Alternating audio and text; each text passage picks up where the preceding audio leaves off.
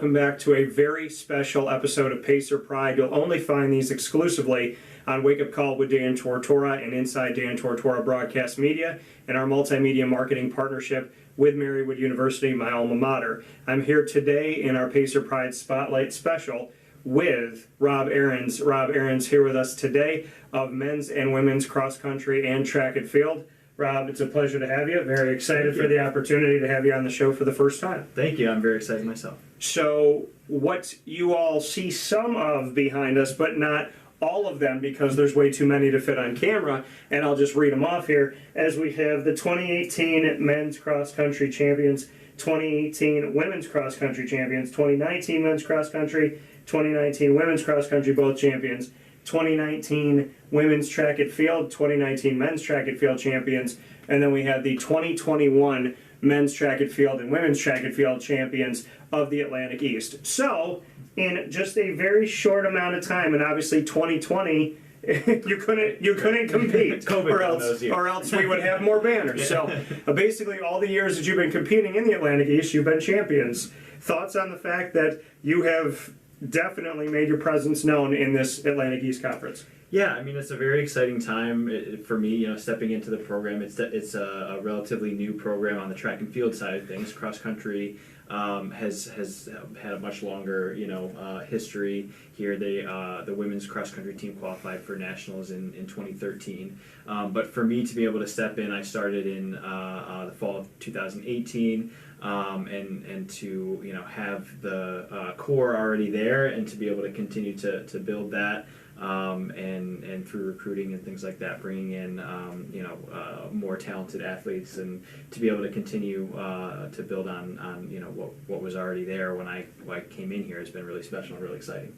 What was to go into it a little bit deeper, what was the baseline? What was the foundation that was built that you felt like gave you the opportunity to not have to start totally from scratch? Well, I would say two things. First of all, coming in my first year, there's a very strong group of captains that were senior captains. And actually one of them is Coach Dejan is assistant coaching with me now, which is really exciting. And also the year prior, we were in a different athletic conference. Marywood finished runner-up, so kind of that hunger and that desire was there, and I think that's kind of what lit the fire in everybody. Like, okay, we're right there. We just got to push to that next level. So I think that was already there. It just kind of needed that little nudge to get over the edge. So how did you nudge this cross country / track and field? How did you nudge them over the edge? Yeah, so I mean, I think for me, kind of just coming in and instituting my philosophy. I think my philosophy is really big on teams. So for track and field, a lot of times is thought of as an individual sport, and there certainly is that element to it. Yeah. But a big area of emphasis for me is on the team aspect of it, and trying to kind of break down those barriers between the event groups and things like that. A lot of times, the event groups, they're practicing only with each other, so there's not as much interaction. So we did some things to kind of try to mix everybody up a little bit more, and so I think that was a big part of it, just kind of building a little bit more of a cohesive unit, and then just continuing to develop. I mean, the skills and the talent that was already here, and then from that point forward, building on that success through recruiting, through getting the word out about our success, and that attracts more talented athletes. So how easier has it been? What is the recruiting trail like, knowing that 2018, 2019, 2021, and in 2020 you didn't compete? So to know that it's just consistently every year of these last three that you could compete, that you've been champions, what does that do for you in recruiting, as far as does your reputation precede you when you go out there now?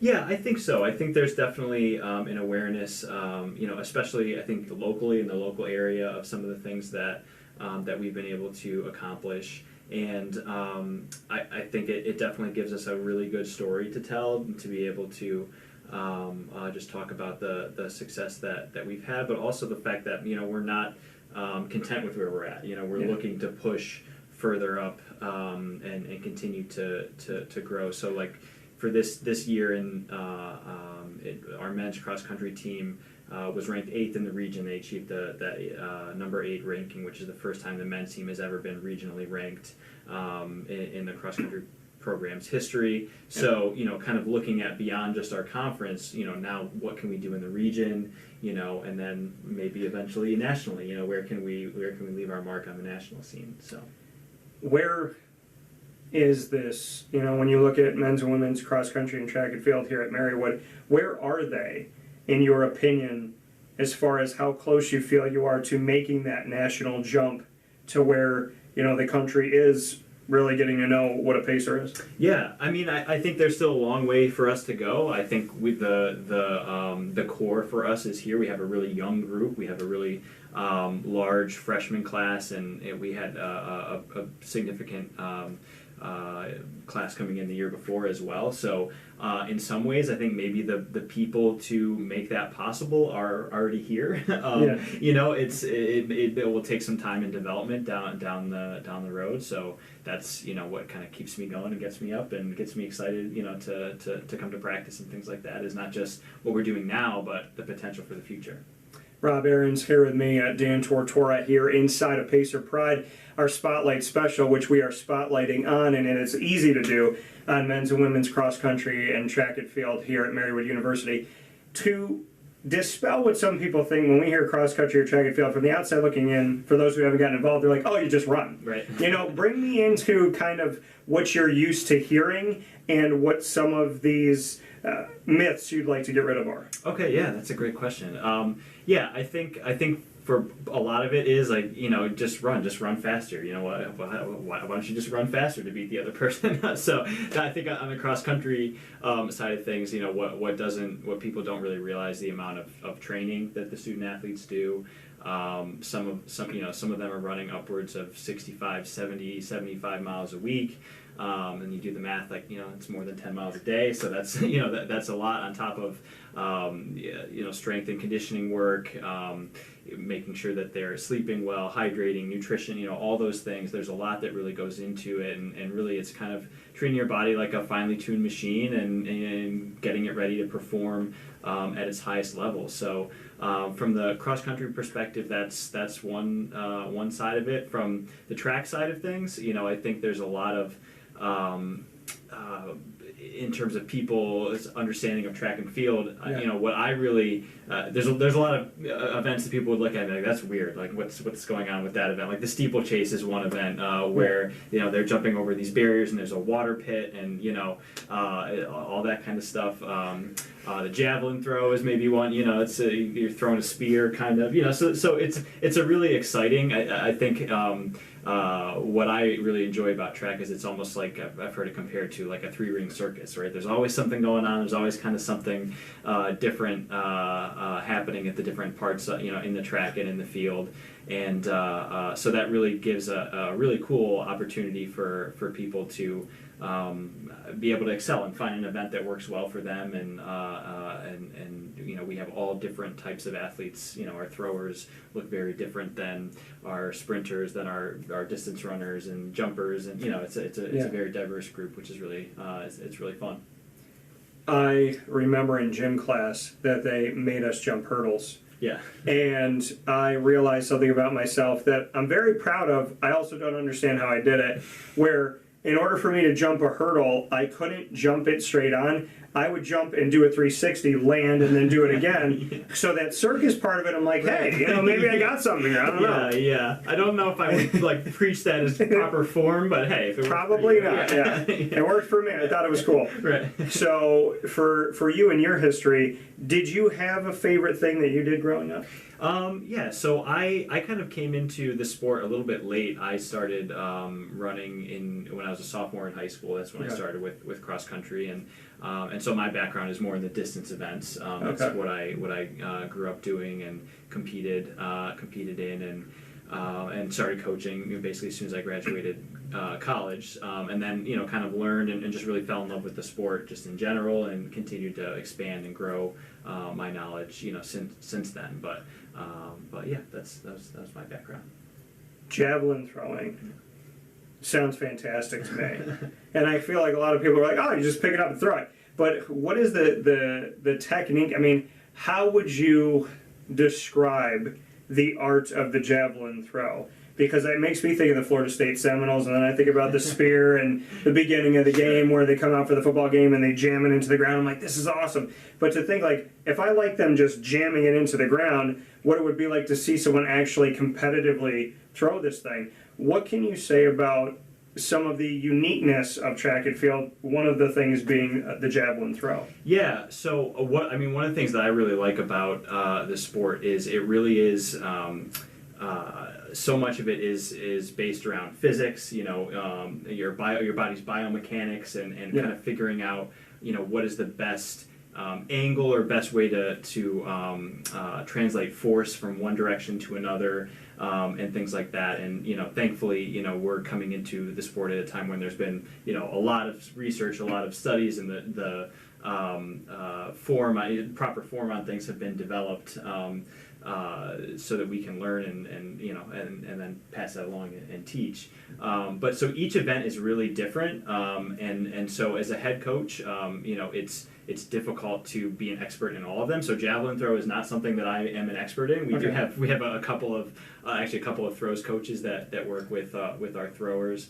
But that is it's definitely it's one of the things that makes it unique. Is it's the form is so much. It's one of the most important parts of the event. In all of the events, and maintaining that proper form and being able to put the force where you want it to go. And in pretty much every event, there's that element to it. Whether it's being efficient in a distance run or being explosive as a sprinter, being able to translate that force into the ground and jump high or long, in the jumping events, the throwing events, obviously, translating it from wherever the implement is, from your shoulder in the shot put to into the air.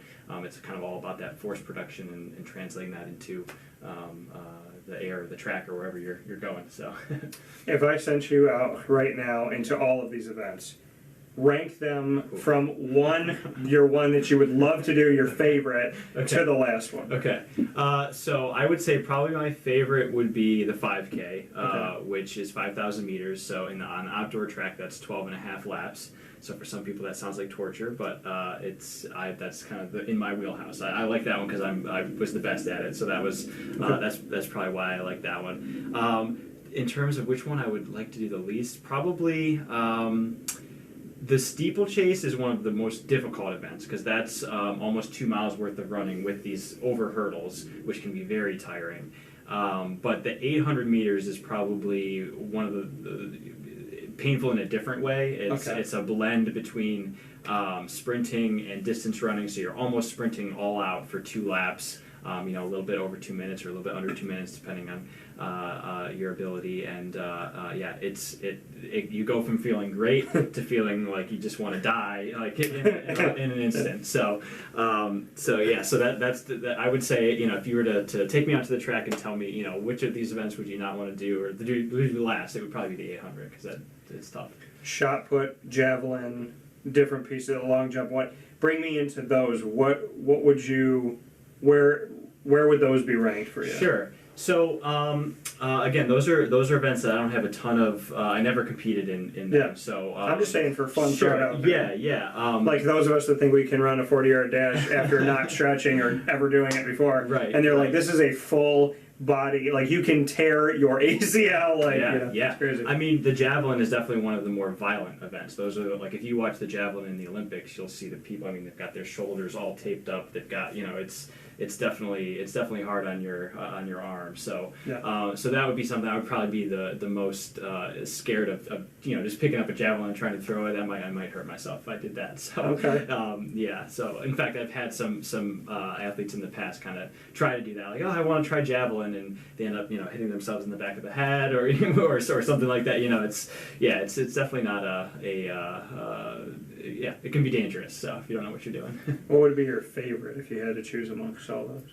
Of the throwing events, or Yeah, the throwing field events that you just love the opportunity to try. Yeah. I mean, I always thought it would be great to be a good high jumper. You know, Okay. just that to be able to throw your body up and get over it. Like those are really really fun events to watch when you watch a really good high jumper and just can be astounded at what they can do. Like you know, you're looking at a bar that's 6.5, 7 feet, or more, and like, boy, how can they jump over that? It's it's really impressive. So I guess if I could pick an event to just be extraordinarily gifted at, it'd probably be that one because it looks like a lot of fun.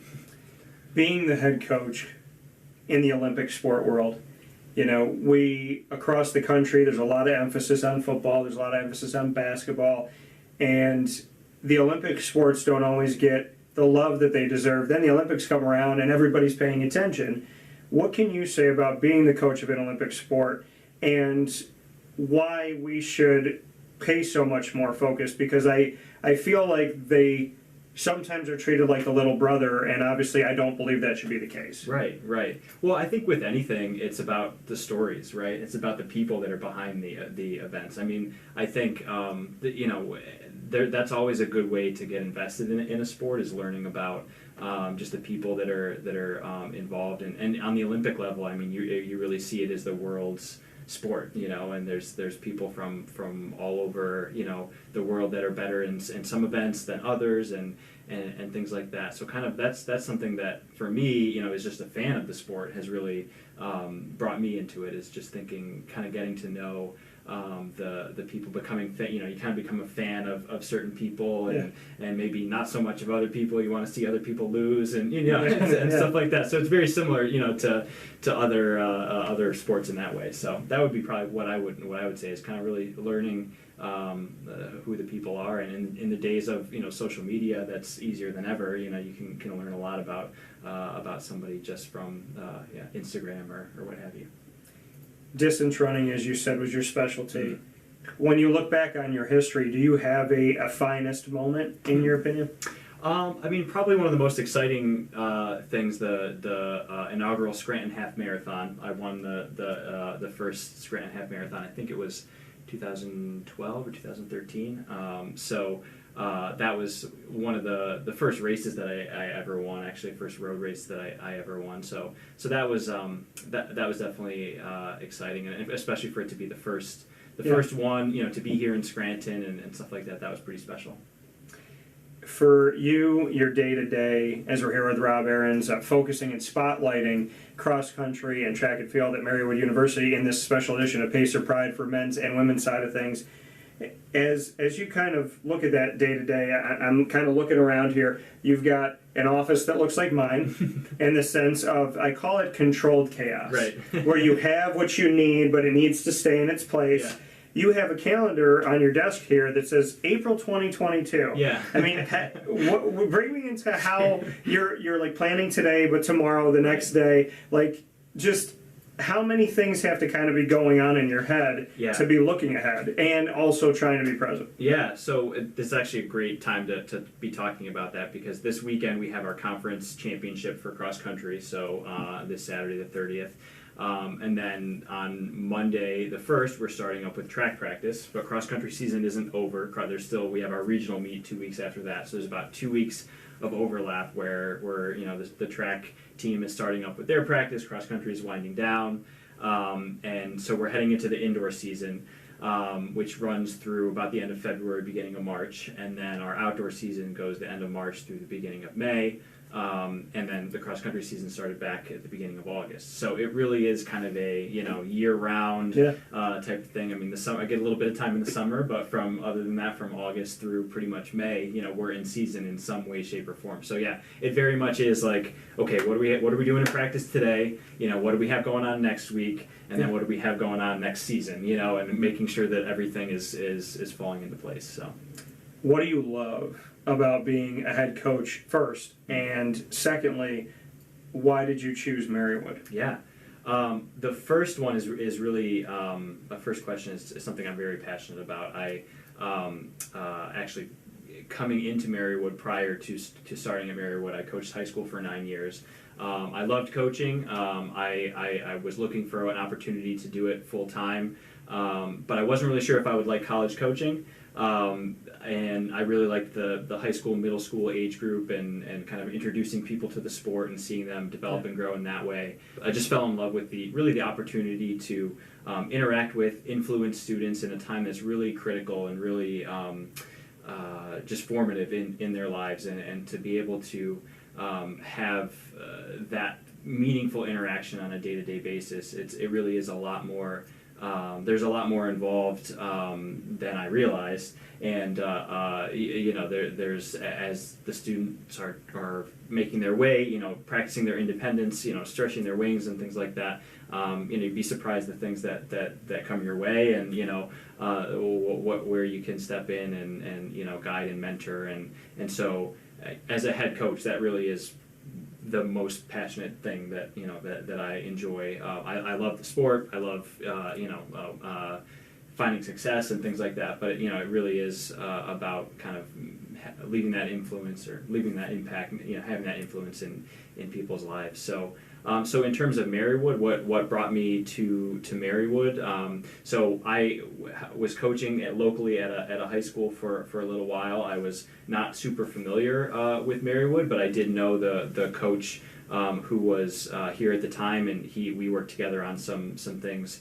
And so when he moved on, he kind of recommended, hey, you should think about doing this. And boy, I didn't realize just how much of a hidden gem it is here at Marywood. And there was a few times that I had come up on the campus, but prior to that, but not super often. And so just coming up here and kind of taking a look around and seeing the beauty of the campus, the facilities, the opportunities that are available here. I was really, really excited for the opportunity. And being here at Marywood University, hindsight 2020, what has it taught you about yourself? How has Marywood brought out the best Rob Ahrens at this point? Do you feel like we're getting your best? I did. So it definitely, I think what it brought out was that ability to kind of change and adapt. So as my, I had never, this was my first head coaching experience at the collegiate level. I was learning a lot on the fly, learning a lot about NCAA and kind of just the different world of collegiate athletics and things like that. So I feel like I've come a long way in that. I think there definitely is still a lot that I have to learn and a lot of things that I can continue to improve at, related to that, because this is my fourth year, so I'm still relatively new to the NCAA, but definitely getting the hang of it more and more every year. So. Pun totally intended. Yeah. You hit the ground running. Yeah. As we talked about 2018, 19, 21, not competing in 2020. How do you stay so consistent? I know that obviously, if you have talent that's going to be with you for a few years and they're good as freshmen and they continue to improve, then that makes sense. But how do you build a consistent competitor where you're not just doing your job, but in your conference, you're holding your own and you're representing the conference? I mean, you've become synonymous with the Atlantic East Championship moniker. How do you do that? Well, actually, I think you kind of answered the question in your question, because consistency is something that we preach, every day. It's and in our sport, it's super important because the training, the consistent hard work is really what determines how far you can go. You have that natural talent and ability that can take you a certain way, but especially at this level, when you get to the collegiate level, the amount of work that you put in and the consistency with which you put that work in is really what determines whether or not you can reach your potential. So it really is that day in, day out training, lifting, making sure that we're taking care of the little things to stay healthy.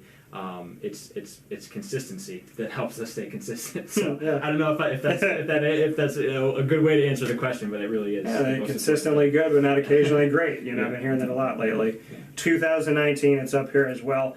Coach of the Year in the Atlantic East for women's track and field and men's track and field. What it means to you that this is your first collegiate experience of being a head coach, and you've already been honored as the Coach of the Year in both the men's world and the women's world. Yeah, it's definitely humbling. I think to have that honor and recognition Certainly, actually, they've recently changed the award to Coaching Staff of the Year, which is a lot more appropriate because, especially with all the events that I oversee in track and field, it takes a lot more than just me. So to be able to make use of the wonderful assistants that we have.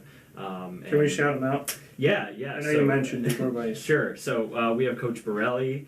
He's one of our longtime assistants. He's been there for a long time. He was actually over the cross country program before they added track. So he's kind of my right hand man in the cross country realm. But we do have a number of other coaches that work with track. Coach Dejan, I mentioned already, was a former student athlete here. Coach Mariah is our throws coach, and we actually have a couple of other assistants that help with throws as well. Coach Marley is one of the other throws coaches. Coach Carl works with us as well, and we're in the process of actually adding a couple more as well. So we've got definitely a deep staff, and a lot of things covered. So it's exciting. 2020, a lot of people feel like something was stolen from them, not competing. And based on, like I had said at the beginning, at the onset of our conversation, that we would just have at least a couple more banners in here. How did you navigate 2020? You're a leader, you're a coach, so by definition, they're going to come to you. Nobody had answers. So in a time of more questions, not a lot of answers, how did you deal with being away from a sport that you love? And at the same time, seeing these kids have to go through something that you never went through, which is, they have eligibility, and not knowing what's going to happen. And some of these young men and women are finishing up their time in college, and they don't have a tomorrow. So how did you navigate 2020? Yeah, that's a good question. It's it certainly was something that was obviously took everybody by surprise. There's no way to prepare for something like that, right? Yeah. So we did as much as we could to try to help keep everyone connected. I think that was a big point for us, in just doing some things together, obviously virtually. Trying to encourage people to stay motivated with their training. Not really knowing were we going to have a fall season, or what was going to happen. Even over the summer. And kind of keeping that in mind. But I think probably the biggest thing that we spent time talking about was using that as an opportunity to really examine our identity. Yeah. So often, and I mean, I'm just as guilty of this as anybody else. We have the opportunity to define ourselves with what we do, and so as an athlete, as a coach, when those things are taken away, it can be very it can kind of leave you directionless, kind of purposeless, and things like that. So we did, that was one of the things that we spent some time talking about, and just encouraging the student athletes to think about is, where do you find your identity, and no matter what you're looking for, it needs to be in more than just as an athlete. There's just kind of looking a little bit deeper, which I think was definitely a beneficial exercise for me, and hopefully for everyone else as well. And you feel like you got to know these men and women a lot better, jumping into that world of like, what else are you? Yeah, for sure, definitely. There's, it's cool. Again, that's one of the things I enjoy about is that interaction, and seeing even when you see on Zoom and you see you get to meet somebody's. We're in a big Zoom gathering, get together or whatever, and you see somebody's dog or the cat walk through, or their parents or siblings, so even that kind of thing kind of helps you to just get to know somebody in a different way. Well, in the spirit of that, we do something on my show, Wake Up Call with Dan Tortora, called Rapid Fire. Okay. And with that being what it is, it's quick questions that have nothing to do with the sporting world. And it gives us an opportunity to get to know you a little bit better. So as you practice that exercise with your team, it's something that we practiced on the show for a while. Okay. And so with that being what it is, I'm going to throw a few things at you. And then in the spirit of fairness, you can throw whatever you want back at me. It doesn't have to be the same. Okay. So we're going to go 3 and 3 with Rob Ahrens here as we spotlight men's and women's cross country and track and field here at Marywood University, multiple time champions in the Atlantic East. I will defer to you and let you ask the first question. Ooh, okay. Let's see. I always like this one. Favorite flavor of ice cream? Chocolate chip cookie dough. Okay. I gotta pick that. Yeah. Because I love cookie dough, and they tell you that you're not supposed to eat it when you make it, but then they throw it in ice cream and you can eat it then. So. Yeah, I would have to agree with you there. So yeah, Okay, we're on fair. the same page there. Fair enough. One restaurant in Northeast PA that you have to go to. This place could never ever close. Okay, so it's recently opened. It's just up the street from Marywood. It's called Henry's on Clay. Okay. So really good. It's a like brunch lunch spot. So it's really it's delicious. So I'm there pretty frequently. So My 1B to that. What do you order? Okay, there's a breakfast burrito. That's Okay. My favorite thing. They put a chorizo gravy over top of it, and it's really good. Breakfast burrito from Henry's on Clay. Yeah. All right. If we say it one more time, they have to become a partner. What's your next one for me? Let's see here. How about sport? Your favorite sport growing up? I would have to say, it's the thing that I could shut my brain off when I play. I did play it. I was actually recruited here, called by the coach at the time, Eric Grunman. I'm 5'8", but I can shoot. Okay. So I was like, I know D1's not going to be my thing, but basketball. Okay. Basketball Cool. for sure. Awesome. And I can live in that world and kind of just shut everything off and play. And if I'm upset, I can play. If I'm happy, I can play. It's kind of, I could just go do my thing. Yeah. What movie could you watch on repeat for the rest of your life? Ooh, that's an easy one. So, Cool Runnings. Have you ever heard of Love Cool Runnings? Yeah. Okay, so it's a little bit of an older movie. I might be dating myself a little bit. Disney there, movie. Yeah. It's on Disney Plus, so watch it if you haven't there seen you go. it. I didn't know that, but yeah, I've watched that movie 1,000 times. It kind of was a nice blend of the sprinting with kind of the funny side of things and stuff like that. So yeah, I think it's first time I've ever heard that somebody's picked that, but I love it because personally, anybody that knows me is laughing watching this video right now, fully understanding the fact that I have said to this day and my whole life that if I was ever in the Olympics, I'd want to be a bobsledder, and not just any bobsledder. I would want to be on the Jamaican bobsled team. there you go. So I'm sorry, America, but I'd have to be on the Jamaican bobsled team with. And I actually, it's funny because like I just did this like a couple weeks ago. I think I did it last week where I had the cart in the super. I had it in the parking lot, and I was like, feel the rhythm. And so like and if people get it, they get it. Right. I got to kiss my lucky egg. But something about that movie, that made my Very day. quotable. That's for Yes. sure. Yeah. What's your last one? Okay, for me? I would say last one would be maybe get a little sentimental here, but maybe a favorite memory from your time here at Marywood.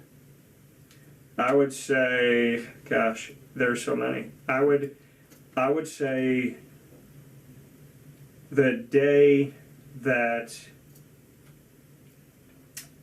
I got Enrico Mastriani and Tara Machado at the time called me and asked me to be the keynote speaker for their TipOff Dinner.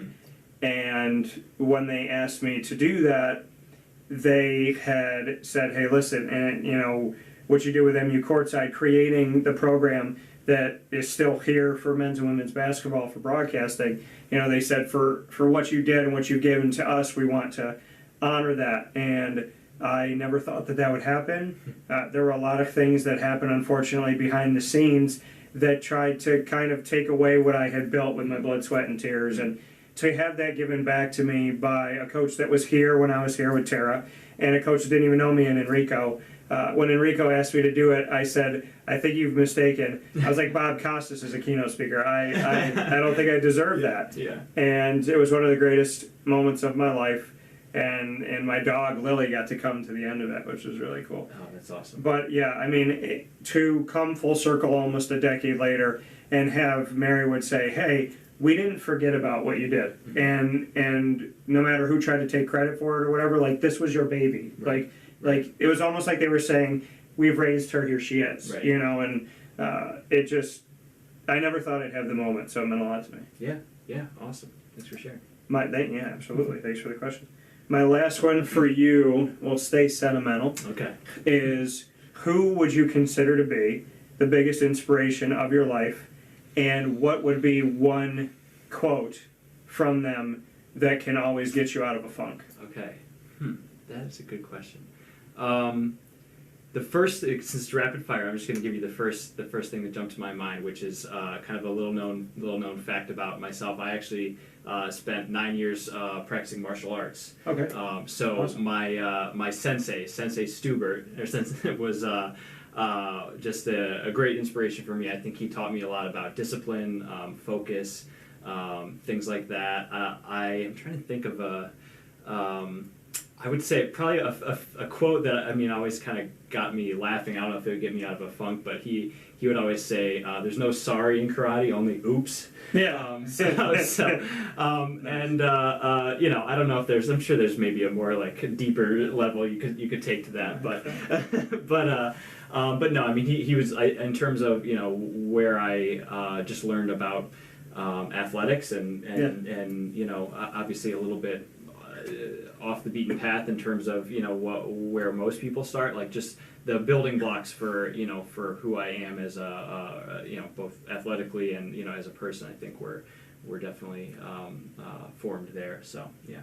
Awesome. I love that you have a sensei. Very cool. Yeah. So with that being said, the spotlight here with us on Rob Ahrens and the men's and women's cross country and track and field teams here at Marywood University. Multiple time champions with the Atlantic East. You're looking at the coach of the year here in very recent history, and very proud to see 2021. Not only that there's banners here, but that you're competing again and that you're back on the track and field and in the cross country world. So for Rob Ahrens, this is a special edition of Pacer Pride, exclusively here on Wake Up Call with Dan Tortora and our multimedia marketing partnership and Dan Tortora Broadcast Media. In connection with that, I want to thank everyone in the community for being a part of today's broadcast. And make sure you get the word out about Marywood. Every little bit helps, and if it means anything to you, what you've done with being a Pacer and what I have worked to do in remembering and coming back here, Marywood University sticks with you forever. And the student athletes, the students in general, the faculty, the people that are on this campus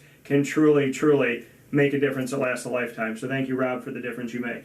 Yeah, my pleasure. I would like to just one last thing. As we're talking here, and it could be a little hard to focus. There's a couple of our other coaches that I want to make sure that I mention. So Okay. Coach Lauren works with our hurdlers and our sprinters as well. She's been with me actually almost since the time that I started, and is a really great influence and does a great job with that group. And then we did add another actually of our former student athletes, David Haynes, who was a national qualifier in cross country, 2-time national qualifier, and has a lot of individual accolades himself. He's joined our staff as a volunteer this year. So I just want to make sure I shout them out as well. So and as we spotlight, as we spotlight men's and women's cross country and track and field here at Marywood University in this edition of Pacer Pride, as you said, not just the coach of the year, but the staff of the year. Right. So very important and fitting we end that way. Yeah. Rob, thank you. Thank you very much. Appreciate it. Yeah.